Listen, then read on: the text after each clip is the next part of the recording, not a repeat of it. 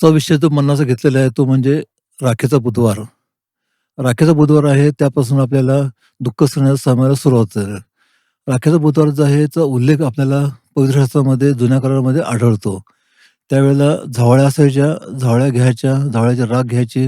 राख जी आहे ती अंगाला लावायची. त्याप्रमाणे आपण विलाप करायचा, दुःख आहे ते करायचं आणि ते एक करायची पद्धत होती म्हणून ते राखीचा बुधवार होतं.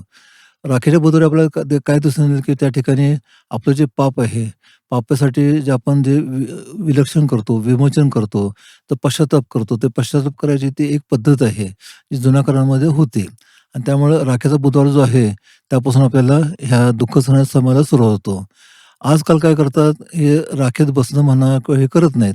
जुन्या काळात ते करत होते. आजकाल काय करतात, राख जी आहे ती कपाळावर क्रॉसचं चिन्ह करून त्यावर करतात. अशा रीतीने राखेचा बुधवार जे करतात आणि त्या दिवसापासून उपवासाला सुरुवात होते आणि 40 दिवस उपवास करतात. अशा रीती राखेचा बुधवार जो आहे, हा दुःख सहन समय करण्याचा जो सुरुवात आहे, तो आपल्या जीवनामध्ये अत्यंत महत्त्वाचा आहे. आपल्या जीवनामध्ये पश्चाताप करणं महत्त्वाचं आहे. आपल्या जीवनामध्ये उपवास करणं महत्त्वाचं आहे.